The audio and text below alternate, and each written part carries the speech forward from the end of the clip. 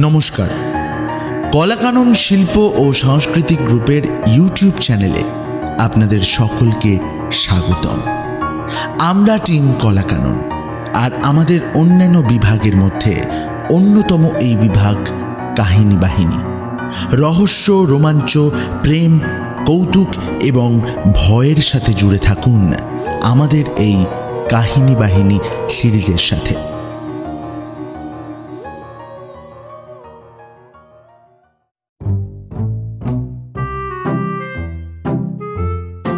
আমি কৌশিক আপনাদের জন্য নিয়ে এসেছি কাহিনী বাহিনীর আজকের নিবেদন।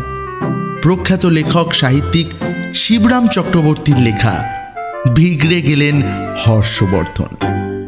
গল্পের সমস্ত ভূমিকায় যারা কণ্ঠ দিয়েছেন তারা হলেন শুভদীপ বনু, সৌম্যদীপ বনু, জিৎ ঘোষ এবং দেবরাজ চক্রবর্তী।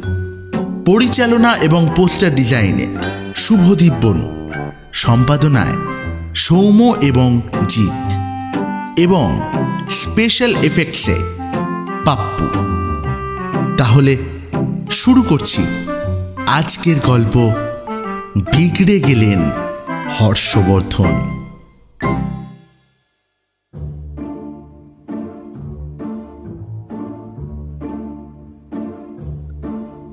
এমন পাল্লায় পড়ে মানুষ। চিরদিন সহর্ষ দেখেছি, বিগ্রতে দেখিনি কখনো। এমন যে মানুষ, তাকেও সেদিন বিগড়ে যেতে দেখা গেল।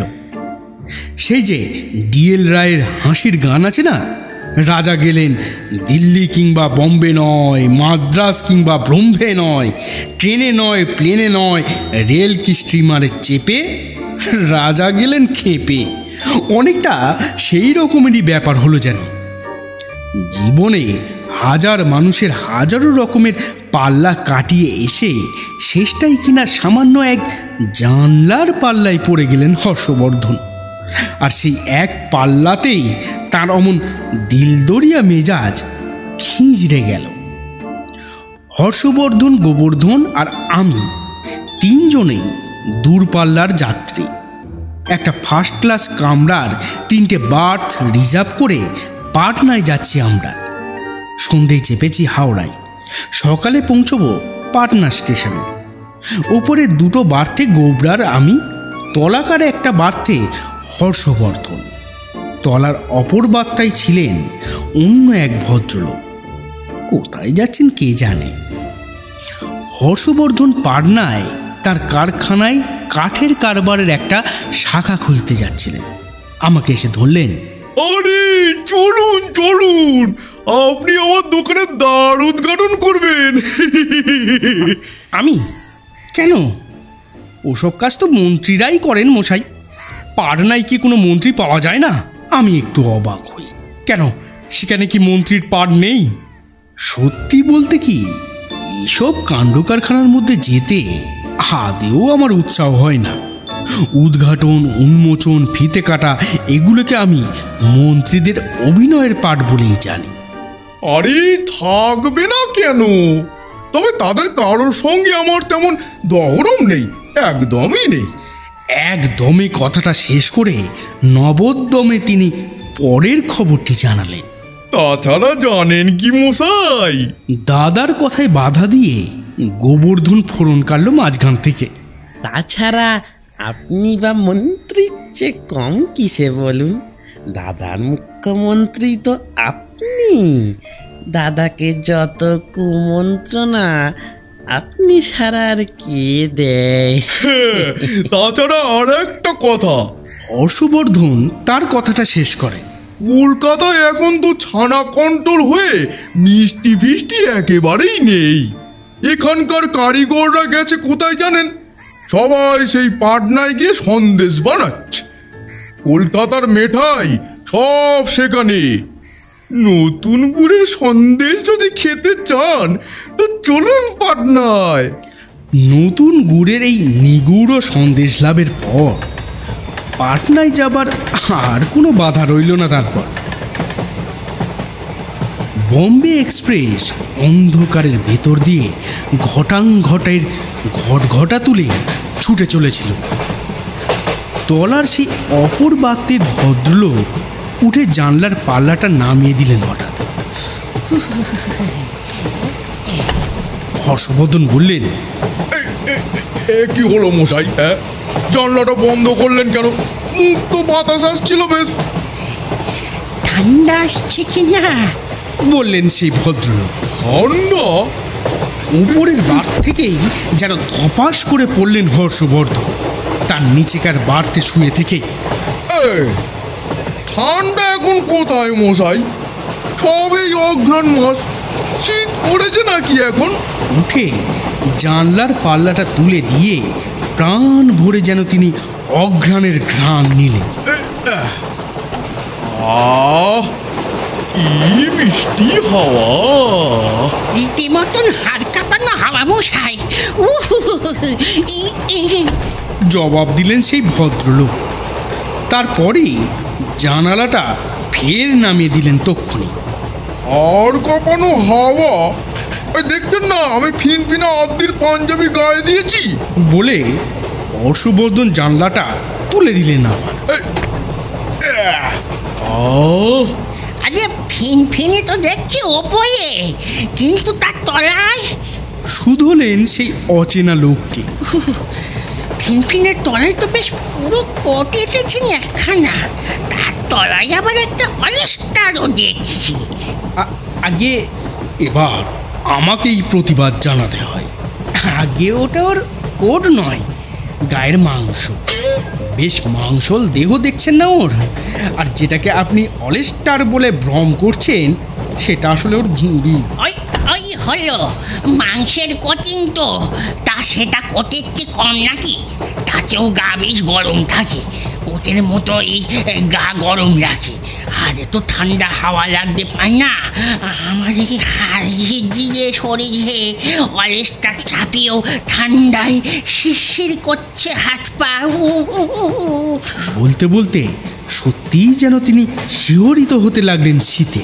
এই তারপর আমার মাফলারটাও আনতে ভুলে গেছি। আবার আমার টনসিলের দোষ আছে জানেন, গলায় যদি একটু ঠান্ডা লাগে তো আর রক্ষে নেই। আরে মুক্ত বাতাস দারুণ স্বাস্থ্যকর, তাতে কখনো টনসিল বাড়ে না, এই বাড়তে পারে না। বলে পাল্লাটা গম্ভীরভাবে তুলে দেন আবার। আপনার বাড়ি না, কিন্তু আমার বাড়ি। আপনার কি গলায় তো বেশ একটা মোটা কমফোর্টার জড়িয়ে রয়েছে। আমার গলায় কমফোর্টার? সুবর্ধন ঊর্ধ্ব নেত্রে আমাকেই যেন সাক্ষী মানতে চান। না মশাই, গলায় ওর কোনো কমফোর্টার নেই। বাধ্য হয়ে বলতে হয় আমার। আপনার টনসিলের দোষ বলছেন, কিন্তু চোখেরও বেশ একটু দোষ আছে দেখছি। ওর গলায় পুরো মতন ওটা যা দেখছেন, ওকে কি বলা যায় আমি জানি নে। গরুর হলে গলকম্বল বলা যেত, কিন্তু ওকে তো আর গরু বলা যায় না। বলে হর্ষবর্ধনকে একটু কমফোর্ট দিই। ওর ক্ষেত্রে ওটাকে গলার ভুঁড়ি বলতে হয় বাধ্য হয়ে, কিংবা কিংবা ভুঁড়ি ভুঁড়ি গলাও বলতে পারেন। হর্ষবর্ধন আমার দিকে অগ্নিদৃষ্টি হানেন এবার। গলায় কেউ কম্বল জড়ায় নাকি? হ্যাঁ, গরুরাই গলায় কম্বল জড়ায়। আরে সেই কথাই তো বলছি আমি। গরুর হলে ওটা গলকম্বল হতো, আপনার বেলা তা নয়। আরে তাই তো আমি বলছিলাম ওনাকে। আপনার টনসিল ঢাকা কিছু তো একটা রয়েছে তবু। বলে ভদ্রলোক উঠে জানলার পাল্লাটা নামিয়ে দিলেন আবার। যাক, আমি আর কোনো তর্কের মধ্যে যেতে চাইনি, নিজে সতর্ক থাকতে চাই। আরে আরে গরমে আমার দমট কাশছে। ওই দেখো ওই দেখো। বন্ধ হাওয়ায় স্বাস্থ্য খারাপ হয়। চারিদিক বন্ধ করে দূষিত আবহাওয়ার মধ্যে আমি মোটেও থাকতে পারি না মশাই। আপনি কি আমাকে খুন করতে চান নাকি? ঠান্ডা লেগে আমার সর্দি থেকে কাশি, কাশি থেকে টাইফয়েড, তার থেকে নিউমোনিয়া, তার থেকে পঞ্চত্ব প্রাপ্তি। উপরের বার থেকে জুড়ে দেয় গোবর্ধন, ব্যঙ্গে সুরেই বলতে কি। আপনি চান নাকি? আপনি তো বেশ লোক মশাই। আর আপনি কি চান শুনি? হ্যাঁ, দূষিত বদ্ধ হাওয়ায় আমার হেঁচকি উঠুক, হাঁপানি হোক, যক্ষা হোক, টিবি হোক, ক্যান্সার হোক, নারী ছেড়ে যাক, দম আটকে মারা যায় আমি, তাই আপনি চান নাকি? হ্যাঁ, হর্ষবর্ধন উঠে পাল্লাটা তুলে নাবার এইভাবে চলল দুজনে পালা করে, পাল্লা তোলা আর নামা, পাল্লা দিয়ে চলল দুজনে। করতে করতে এসে পড়ল খড়গপুর। বম্বে এক্সপ্রেস সেখানে থামতেই হর্ষবর্ধন তেড়ে ফুড়ে নামলেন কামরা থেকে। যাচ্ছি যাচ্ছি আমি গার্ড সাহেবের কাছে। হ্যাঁ, এই আপনার নামে কমপ্লেন করতে চললাম। আমিও যাচ্ছি। তিনিও নামলেন সঙ্গে সঙ্গে, আমিও নামলাম ওদের পিছু পিছু। কেবল গোবরা রইল কামরায় মালপত্র সামলাতে। গার্ড সাহেব দুপক্ষেরই অভিযোগ শুনে মাথা নাড়ে গম্ভীরভাবে। এ তো ভারী মুশকিল ব্যাপার দেখছি। সার্সি তুললে আপনার স্বাস্থ্যহানি হয়, আর সার্সি না মারলে আপনার, তাই তো? ভারী মুশকিল তো। চলুন দেখি গে। কোন কামরাটা বলুন তো আপনাদের? বলতে বলতে তিনি এগোন। এই ফার্স্ট ক্লাস কামরাটার কথা বলছেন? জানলাটা কোনো খোলা রয়েছে না বন্ধ আছে? আমি নামিয়ে দিয়ে এসেছি পাল্লাটা। সেই ভদ্রলোক জানান। ওটার সার্সিটা তো ভাঙা বলেই জানতাম। ও পাল্লাটার কাঁচটা তো বসানো হয়নি এখনো, যদ্দূর মনে পড়ে। আর আপনি বলছেন কাঁচটা নামিয়ে দিয়ে এসছেন? কাজ সাহেব, ওই লোকটা না আমার দাদাকে খুব টর্চার করছিল। আপনি একটু ওনাকে ভালো করে বুঝিয়ে দিন, না হলে আমি বুঝিয়ে দেবো। কিন্তু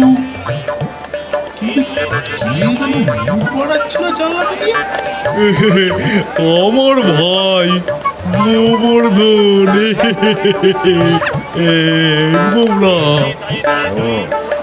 পাল্লার কাঁচটা ভাঙাই রয়েছে তাহলে। নইলে ছেলেটা সার্সির ভিতর দিয়ে মুখ বাড়ায় কি করে? এই যান যান যান, উঠে পড়ুন চট করে, এক্ষুনি গাড়ি ছেড়ে দেবে, টাইমই যাব। বলতে বলতে গার্ড সাহেবের নিশানা নড়ে, গাড়ি ছাড়ার ঘন্টা পড়ে, আর হর্ষবর্ধন কামরায় এসে গোবরাকে নিয়ে পড়ে।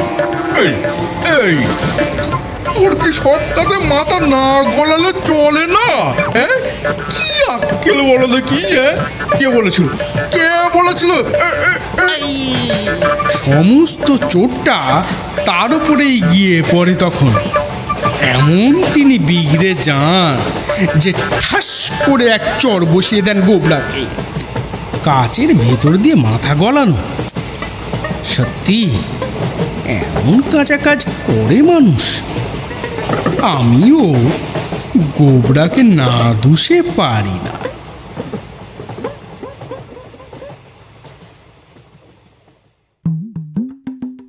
শেষ হলো আজকের গল্প বিগড়ে গেলেন হর্ষবর্ধন। গল্পটি কেমন লাগলো আমাদের জানাতে ভুলবেন না ইউটিউব কমেন্ট বক্সে। ভালো লাগলে গল্পটিকে লাইক করবেন এবং চ্যানেলটিকে অবশ্যই সাবস্ক্রাইব করবেন, আর বেল আইকনটি ক্লিক করতে ভুলবেন না। এছাড়াও আমাদের সঙ্গে জুড়ে থাকতে আমাদের ফেসবুক পেজে ফলো করতে পারেন, লিংক ডেসক্রিপশনে দেওয়া আছে। খুব তাড়াতাড়ি উপস্থিত হব আরও একটি গল্প নিয়ে। সবাই ভালো থাকবেন, সুস্থ থাকবেন। আমাদের পাশে থাকার জন্য অসংখ্য ধন্যবাদ।